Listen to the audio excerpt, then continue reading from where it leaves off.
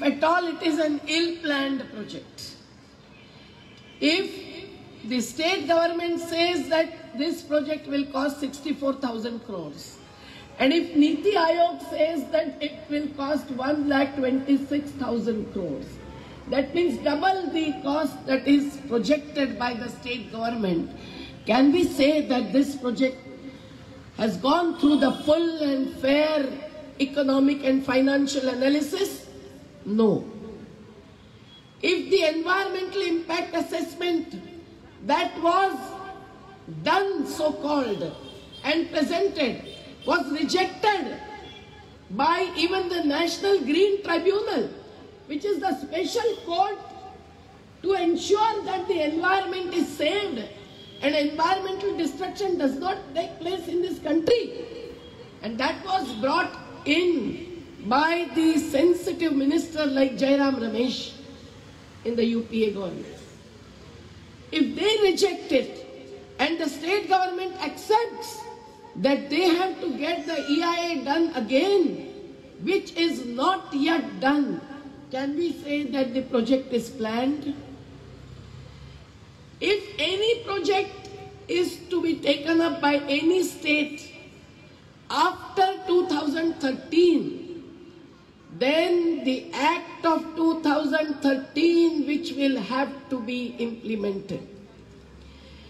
We worked hard and hard to get that Act and get the 1894 Act cancelled, because if any road is widened, if any dam is coming up, how can you really kill the people's shelter, life, livelihood, and the natural ecosystem around? You have to have the social impact assessment also, with the participation of the Gram Sabhas is mentioned in that particular act. And this act came after the struggle of Nandigram. But the act was supported by the left front, our comrades, fully when we formed the Bhumi Adhikar Andolan and stopped Mr. Modi's government from changing that act. So if that act is not implemented, if the SIA and EIA is not completed, K-Rail project is not a planned project.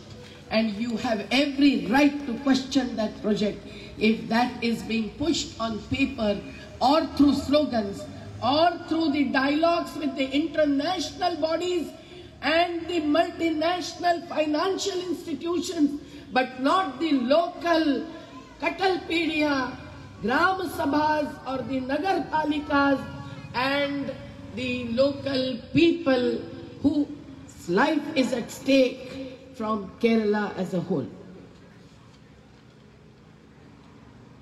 ഇത് ഒരിക്കലും ഒരു ആസൂത്രിതമായ പദ്ധതിയല്ല. ഒരു ആസൂത്രണവും ഇതിന് പിന്നിൽ നടന്നിട്ടില്ല, അല്ലെങ്കിൽ തെറ്റായ ആസൂത്രണമാണ് ഈ പദ്ധതിയിൽ നടന്നിട്ടുള്ളത്.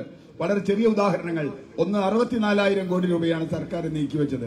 പക്ഷേ പ്ലാനിംഗ് കമ്മീഷൻ പറയുന്നു, നീതി ആയോഗ് എന്ന് പറഞ്ഞ പ്ലാനിംഗ് കമ്മീഷൻ പറയുന്നു അത് 1,26,000 കോടി രൂപയാകുമെന്ന്. അപ്പൊ എന്ത് പ്ലാനിംഗാണ് നടന്നിട്ടുള്ളത്? ഈ പദ്ധതിക്ക് വേണ്ടി പാരിസ്ഥിതികാഘാത പഠനം നടത്തി എന്ന് പറഞ്ഞു. അത് നാഷണൽ ഗ്രീൻ ട്രിബ്യൂണൽ, നമുക്കറിയാം ജയറാം രമേശ് മന്ത്രിയായിരുന്ന കാലത്ത് വളരെ പ്രകൃതി സ്നേഹി അദ്ദേഹത്തിന്റെ ഇതിൽ സ്ഥാപിച്ചതാണ് നാഷണൽ ഗ്രീൻ ട്രിബ്യൂണൽ. ആ നാഷണൽ ഗ്രീൻ ട്രിബ്യൂണൽ തള്ളി. സാമൂഹ്യാഘാത പഠനം നടത്തിയിട്ടില്ല. സാമൂഹ്യാഘാത പഠനവും പാരിസ്ഥിതികാഘാത പഠനവും വീണ്ടും നടത്തും എന്നാണ് പറയുന്നത്. അത് നടത്താതെ എന്ത് ആസൂത്രണത്തെ കുറിച്ചാണ് നമ്മളൊരു പദ്ധതിയുടെ സംസാരിക്കുന്നത്? നമ്മൾ ഒരു കാര്യം ഉറപ്പാണ്, 2013 നിയമം വലിയ തോതിൽ സമരം ചെയ്തുണ്ടായതാണ്. പ്രത്യേകിച്ചും നന്ദിഗ്രാമിലെ ദീർഘമായ സമരങ്ങളുടെ പോരാട്ടങ്ങളുടെ ഫലമായി ഉണ്ടായതാണ്. വലിയ ചർച്ചകൾ നടന്നതാണ്. അതിൽ ഇടതുപക്ഷവും കൃത്യമായ ഒരു പങ്കെടുത്തതാണ്. അത് 1894 ഈ രാജ്യത്ത് നിലനിന്നിരുന്ന വളരെ ബ്രിട്ടീഷുകാരുടെ കാലത്ത് നിങ്ങൾക്ക് ഒരു അണക്കെട്ട് പണിയാനോ റോഡ് പണിയാനോ ആരെയും കുടിയൊഴിപ്പിക്കാം എന്ന നിയമത്തിൽ നിന്നും മാറ്റി ജനങ്ങളുടെ അവകാശം വേണം. അതിലേറ്റവും പ്രധാനപ്പെട്ട ഒരു കാര്യം, സാമൂഹ്യാഘാത പഠനം നടത്തണമെങ്കിൽ ഗ്രാമസഭകളുമായി ചർച്ച ചെയ്യണം എന്നതാണ്. അതുകൊണ്ട് തന്നെ ഈ ഇത്തരത്തിൽ ഇത് സംരക്ഷിക്കാൻ, ഈ നിയമം സംരക്ഷിക്കാൻ നടത്തിയ ഭൂമി അതുപോലെ അതിനുള്ള സംഘടന, ഭൂമിയുടെ മേലുള്ള അധികാരം സംരക്ഷിക്കുന്നതിനുള്ള ഒരു വലിയ സംഘടന രൂപം കൊണ്ടു. ആ സംഘടനയിൽ ഇടതുപക്ഷക്കാരുമുണ്ട്. അവരാണ് യഥാർത്ഥത്തിൽ ആ സംഘടനയുടെ സമരമാണ് ഇത് മാറ്റുന്നതിൽ നിന്ന് മോദിയെ പോലെ കേന്ദ്ര സർക്കാരിനെ തടഞ്ഞത്. അതുകൊണ്ട് ഈ പദ്ധതി ആസൂത്രണം ചെയ്യണമെങ്കിൽ നിങ്ങൾ വേൾഡ് ബാങ്കുമായോ IMF-ഉമായോ അല്ല ചർച്ച നടത്തേണ്ടത്. കാട്ടിലെ പീടികയിലെ ഗ്രാമസഭയിലെ ജനങ്ങളുമായാണ് ചർച്ച ചെയ്യേണ്ടത്. അല്ലാതെ നടത്തുന്ന ഒരു ആസൂത്രണവും ഈ രാജ്യത്ത് നടക്കാൻ പോകുന്നില്ല. അതുകൊണ്ട് നിങ്ങളുടെ സമരം വളരെ വളരെ ശക്തമാണ്, ശരിയാണ്. കാരണം നിങ്ങൾക്കാണ് നഷ്ടം വരുന്നത്. നിങ്ങളുടെ ജീവിതമാണ്, വീടാണ്, തൊഴിലാണ്, വരുമാനമാണ്, അല്ലെങ്കിൽ പരിസ്ഥിതിയാണ് നഷ്ടപ്പെടുന്നത്. അതുകൊണ്ട് നമുക്ക് ജനങ്ങൾക്ക് മുഴുവൻ ഈ സമരം ചെയ്യാനുള്ള അവകാശമുണ്ട്. We know that when 1,26,000 crores are to be spent, out of that 80,000 crores is to come as a loan. This indebtedness is not Atmanirbharta, which is only a slogan mongering at the national level. This kind of indebtedness, is it really necessary? Is it a priority? I can understand that we need some international support when we face a national calamity like Oki or tsunami. When we came during tsunami to Kollam and we came to Kadalur in Tamil Nadu, and during Oki I went beyond Trivandrum to Kanyakumari.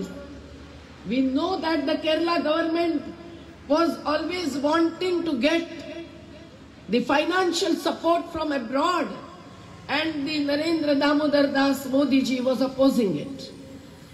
We took the side of the Kerala government and said that they have the right, they should be free to seek support from the Gulf countries or wherever they can. But we cannot support any and every debt that really throws all of us as common citizens of this country into indebtedness. Farmers commit suicide due to being indebted, but that's not the only debt that we bear. We bear on our heads at least 40,000 to 80,000 rupees per citizen when our rulers are going on asking for debt. Any family gets destroyed with indebtedness, we know, but common people rarely understand and are not told about what are the implications and impacts of such financial burden that is borne not by the handful of politicians but by the common people of this country. That really brings in their rule, their pressures, their pointers. And hence when the JICA, the Japanese financial institution, bilateral, imposes or influences the government to take their capital flow, they also bring in their companies. If one highway comes in with someone's support, for the toll naka they get the land for their quarters. And there are CAG reports how much have the toll naka related companies earned, much more than their investment. So do you think this investment in the K-Rail is going to be non-profitable with such a small interest that they show? What they show as the smallest, the minimum interest is at the rate of yen currency, and that goes on changing. And for this bullet train, within 5 years, the loan was to be, I don't know what will happen because this is not yet completed. It's still going on and on and on. But within few years, it will be few times more. So the K-Rail's economic and financial analysis is one thing. As far as the environmental scenario is concerned, who doesn't know what Kerala is facing today? You have become the flood prone. That song and the poem that the small girl sung, everyone has the hearts touched when we hear about the bountiful and beautiful state like Kerala, such a small state with natural prosperity and human power is facing. You are facing the landslides from the Western Ghats because Madhav Gadgil's report, which is a warning that will go long up to the next generations, is not said to be acceptable. And Kasturi Ranjan's weak report, why should Pinarayi Vijayan support the central government which denied acceptance of Madhav Gadgil's report and gone for the weaker report through Kasturi Ranjan? That was a conspiracy. Kerala should not support Kasturi Ranjan report. All of us must stand for saving Western Ghats by following Madhav Gadgil's report, in which there were inputs not only from churches and masjids and gurudwaras and mandirs. There were contributions made which we were witness to by the Gram Sabhas, and people know better. But when it is profit over people, as Noam Chomsky calls it, being in America, we know that people do not matter. And that's what is happening in Kerala today. When the floods are faced, one after another infrastructure projects, the highway, the coastal way, now the Western Ghats highway, all of this and beyond that K-rail. What are the impacts? You don't need to be environmentalist or ecologist to understand this. The common people who faced floods, we visited the Dalit Basti near Ernakulam, we visited the villages near Chalakudi, we visited the villages in the Idukki area. Everywhere the people lost whatever they had saved for whole of their life. And this is because the natural flow of water is stopped by building unscientifically such infrastructure projects without assessing the impacts on the environment. If the projects are pushed, corporates and corporatized central government will be very, very happy. They will say that Kerala's Chief Minister is our best friend and we salute him for taking up the projects like K-Rail and the highways, not accepting that the floodplains and flood lines, the blue and red, need to be followed. The Central Water Commission's guidelines need to be followed. All this is causing flood not only in Kerala, but even in other states. I have recently with my colleagues and NAPM team of experts studied the flood in Maharashtra, in the district of Raigad, in district of Ratnagiri, in district of Kolhapur, Sangli, Satara, everywhere. Your colleagues also accompany us. Everywhere. The reason is such mega infrastructure projects. Those are stopping the natural flows. It's not only the dams, but dams also create problems by holding on to water, not allowing it to flow, and then releasing it suddenly to really submerge the people in the downstream. It is very, very serious situation that needs to be reviewed. And hence, when you are raising the question, you are questioning flooding, you are questioning landslides, you are to question the loss of wetlands. The Ramsar Convention, international conventions take place that sets the rules to protect our nature, our trees, our land, our shelter also. But those are not conventions to be followed. Those are the conventions to be signed, whether on climate change or whether on the indigenous people's rights. And that our chief ministers, our prime ministers do. But when it comes down to earth, we are the ones who stand up and say that we will not allow destruction of natural resources. We will not allow indebtedness. we will not allow undemocratic, non-transparent planning of any development project. You do not have the detailed project reports in your hands. The EIA and SIA is not ready. The central government has not given permission to K-Rail. But all this doesn't mean that you can relax and Satyagraha can be postponed. No, you have to stand up, and you, Mr. Ismail Bhai, and all of you have really initiated this Satyagraha since long, 2nd October 2020, right? So I salute you for raising the right kind of questions which need to be sought answers to.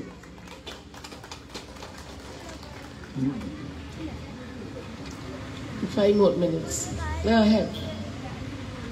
1,26,000 കോടി, അതിൽ 80,000-ത്തിലധികം കോടി കടബാധ്യതയാണ്. അതിലല്ല യഥാർത്ഥത്തിൽ ദീദിക്ക് കിട്ടിയ കണക്ക് തെറ്റാണ്. ഞങ്ങളെ കണക്കനുസരിച്ച് 1,10,000 കോടിയും കടബാധ്യതയാണ്. അല്ല ഇവിടെ 5 പൈസ എടുക്കാനൊന്നുമില്ല, ഇവിടെ കാശില്ല. പോട്ടെ, ഈ കടബാധ്യത ആരുടെ കടബാധ്യതയാണ്? ആരാണ് ഈ കടം വാങ്ങാൻ തീരുമാനിക്കുന്നത്? എങ്ങനെയാണ് ഈ കടബാധ്യത നമ്മളെ പോലെയുള്ള ആളുകളുടെ, ഓരോ മനുഷ്യരുടെയും ജീവിതത്തിലേക്ക് വരുന്നത്? ചിലപ്പോൾ നമുക്ക് കടം വാങ്ങേണ്ടി വന്നേക്കാം. ഓഖിയോ സുനാമിയോ പോലെയുള്ള മഹാദുരന്തങ്ങൾ ഉണ്ടാവുമ്പോൾ ഒരു രാജ്യത്തിന്റെ രക്ഷയ്ക്ക് കടം വാങ്ങേണ്ടി വന്നേക്കാം.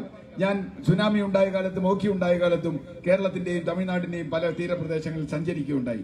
അവിടെയൊക്കെ വലിയ ദുരന്തങ്ങളുണ്ട്. പക്ഷേ ഓഖി ഉണ്ടായപ്പോൾ കേരളത്തിന് വിദേശ വായ്പ, വിദേശത്ത് സഹായം കിട്ടുന്നത് തടഞ്ഞ പ്രധാനമന്ത്രിയാണ് ഇപ്പോൾ 80,000 1,00,000 കോടി രൂപ നമുക്ക് K-Rail പദ്ധതിക്ക് വായ്പ എടുക്കുന്നത് നല്ലതാണ് എന്ന് സംസാരിക്കുന്നത് എന്നൊരു വലിയ പ്രശ്നമുണ്ട്.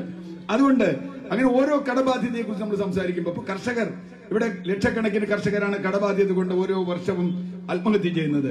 അത് അത്തരം കടബാധ്യത അവരുടെ കുടുംബത്തിന്റെ 40,000-ഓ 80,000-ഓ 1,00,000-ഓ ഒക്കെയാണ് കടബാധ്യത. അവരാണ് ആത്മഹത്യ ചെയ്യുന്നത്. അവർക്ക് മുൻപോട്ട് പോകാൻ കഴിയില്ല. അവരുടെ അത്തരം കടബാധ്യതകൾ ഉള്ള ഒരു രാജ്യത്ത് ഇത്രയും 1,00,000-കണക്കിന് ഓരോ പൗരന്റെയും പേരിൽ കടബാധ്യത ഉണ്ടാക്കുന്നത് വലിയ അബദ്ധമാണ്.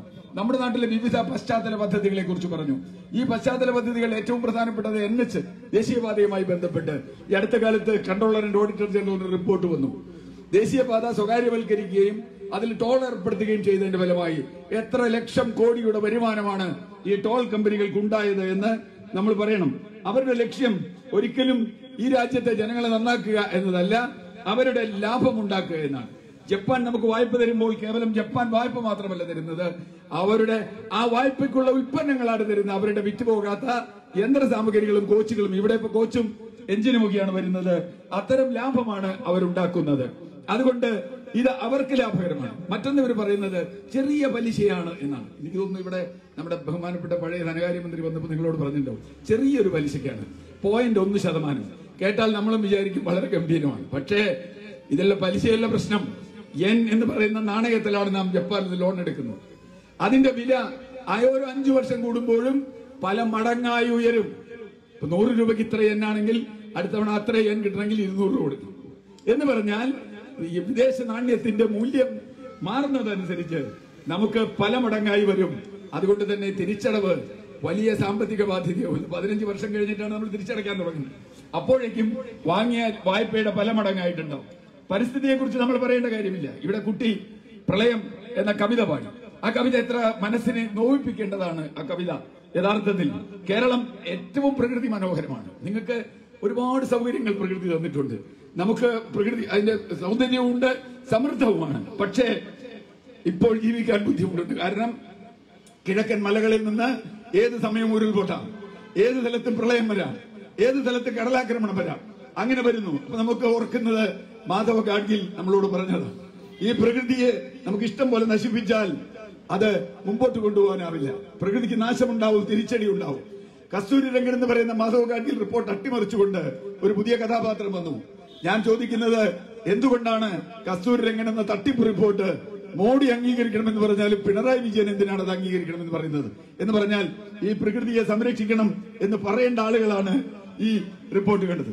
നോം ചോംസ്കി എന്ന് പറയുന്ന ലോകത്തിലെ പ്രസിദ്ധനായ ചിന്തകൻ, അദ്ദേഹം പറഞ്ഞൊരു കാര്യമുണ്ട്, പീപ്പിൾ ഡോണ്ട് മാറ്റർ. അതായത് ജനങ്ങൾ പ്രശ്നമല്ല, നമുക്ക് പ്രശ്നം ജനങ്ങളല്ല, പിന്നെ ആരാ? അവർക്ക് പ്രശ്നം അവരുടെ ചില പദ്ധതികളാണ്. ഈ പ്രളയം നടന്ന കാലത്തും ഇത്തരം പദ്ധതികൾ തീരദേശ ഹൈവേ വരുന്നു, മലയോര ഹൈവേ വരുന്നു, ഇപ്പോൾ കേരയിൽ വരുന്നു. ഇത്തരം നിരവധി അടിസ്ഥാന സൗകര്യം എന്ന പേരിൽ പദ്ധതി വരുന്നു. ഇതിന്റെ നാശമാർക്ക് അനുഭവിക്കേണ്ടി വരുന്നത് ഓരോ വെള്ളപ്പൊക്കം വരുമ്പോഴും. അത് എറണാകുളത്തെ ദളിത് കോളനി ആവാം, ചാലക്കുടിയിലെ വീടുകളാവാം, ഇടുക്കിയിലെ മലയോരങ്ങളാവാം. അവരൊക്കെ സാധാരണ മനുഷ്യർ ഇതിന്റെ ദുരന്തം അനുഭവിക്കുകയാണ്. അവരുടെ ജീവിക്കാനുള്ള അവകാശമാണ് തടസ്സപ്പെടുന്നത്. അതിൽ പ്രധാനം എന്തുകൊണ്ടാണ്?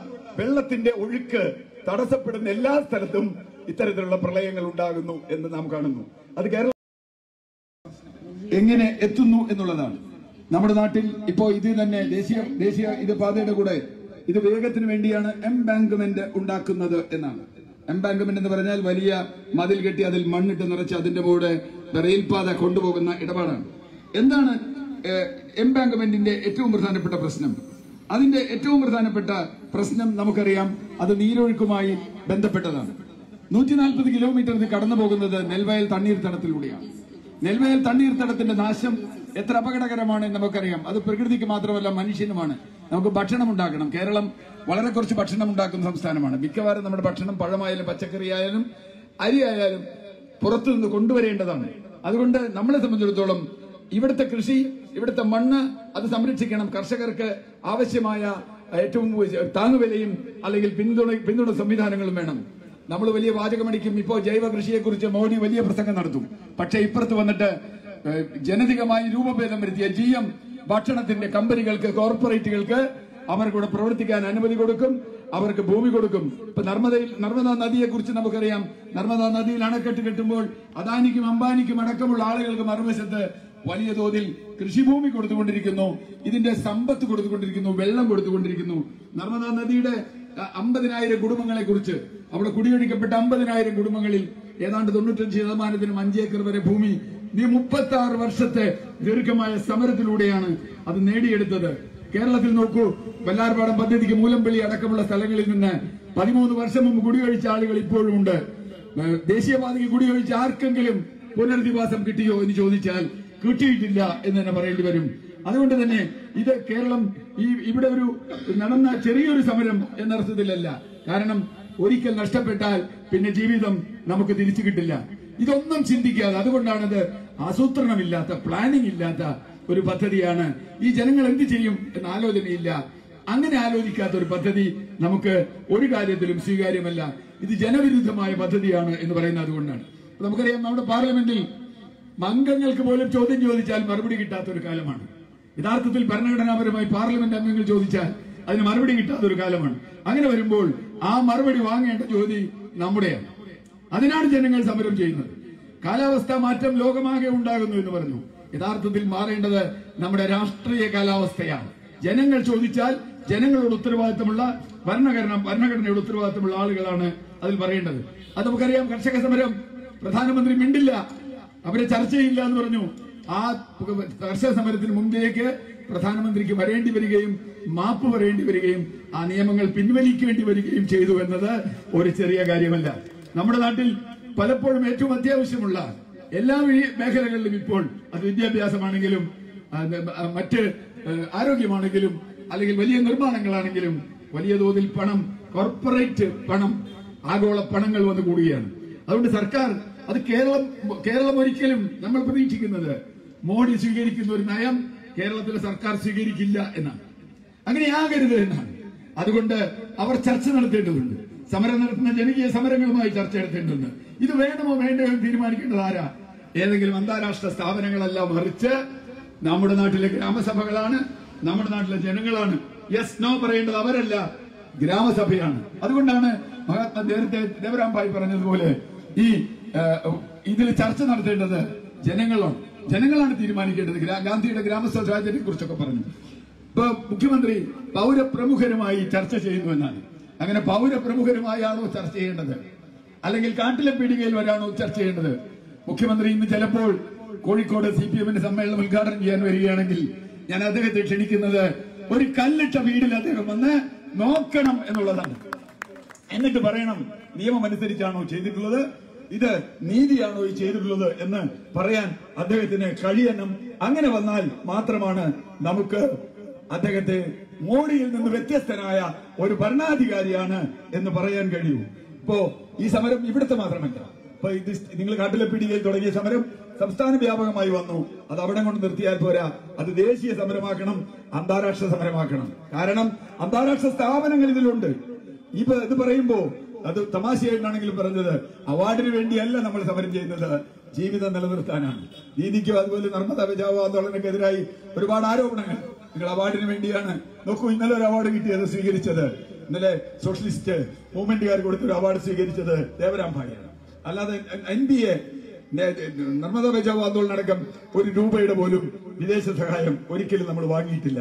അതുകൊണ്ട് തന്നെ നമ്മളെ സംബന്ധിച്ചിടത്തോളം ഇത്തരത്തിലുള്ള സമരങ്ങൾ ഇതുകൊണ്ട് മാത്രമാണ് നമുക്ക് ഈ ഭൂമിയെ, ജീവിതത്തെ സംരക്ഷിക്കാനാവുക, തൊഴിലിനെ സംരക്ഷിക്കാനാവുക. മറ്റൊന്ന്, ഇത് ഏത് തരത്തിലുള്ള ഗതാഗതം വേണമെന്ന് തീരുമാനിക്കുമ്പോൾ അധികം ഊർജ്ജം ഉപയോഗിക്കുന്നു, വലിയ തോതിൽ ഊർജ്ജം ഉപയോഗിക്കുന്ന വ്യവസായങ്ങൾ വേണ്ട. ഇത് ഹരിതമായ ഒരു പദ്ധതിയാണ് എന്നാണ് ഇവർ പറയുന്നത്. ഏത് തരത്തിലുള്ള ഹരിതമാവുന്നത്? വൈദ്യുതി ഉപയോഗിക്കുന്നു എന്നതുകൊണ്ട് മാത്രം ഇത് ഹരിതമാവില്ല. സാധാരണ ട്രെയിൻ ഉപയോഗിക്കുന്നതിന്റെ വളരെ കൂടുതൽ വൈദ്യുതി ഉപയോഗിക്കണം. ഈ വൈദ്യുതി എവിടെ നിന്നാണ് ഉണ്ടാവുന്നത്? ഇന്ത്യയിലെ 60% വൈദ്യുതിയും ഉണ്ടാവുന്നത് കൽക്കരിയിൽ നിന്നാണ്. കൽക്കരി കത്തിക്കുക എന്ന് പറഞ്ഞാൽ ലോകത്തിൽ ഏറ്റവും കൂടുതൽ കാലാവസ്ഥ മാറ്റത്തിന് വഴിവെക്കുന്ന ഓക്സിജൻ ഗ്യാസ് ഉണ്ടാവുന്ന, ഗ്രീൻ ഹൌസ് ഗ്യാസ് നമ്മൾ പറയും, അതുണ്ടാവുന്നതാണ്. അവിടെ കൽക്കരിയിൽ നിന്ന് കത്തിച്ചിട്ട് ഉണ്ടാക്കിയിട്ട് അത് അവിടെ കൽക്കരി കത്തിച്ച് ഇവിടെ കൊണ്ടുവന്ന് തീവണ്ടി ഓടിച്ചിട്ട് ഒരു ഹരിത പദ്ധതിയും ആകാൻ പോകുന്നില്ല. മാത്രവുമല്ല, കേരയിൽ എന്ന പദ്ധതി വേണോ വേണ്ടോ എന്ന് പറയുമ്പോൾ നമുക്ക് കേരളിനപ്പുറത്തുള്ള കാര്യങ്ങൾ, ഇപ്പോ ഊർജ്ജം, നമുക്ക് സൗരോർജ്ജം പോലെയുള്ള മാർഗങ്ങൾ തേടേണ്ടതുണ്ട്. പക്ഷെ അത് മാത്രമല്ല, ഊർജ്ജത്തിന്റെ ഉപഭോഗവും കുറയ്ക്കണം. അത് കൃഷിയിലും വ്യവസായത്തിലും ഒക്കെ വേണം. അങ്ങനെ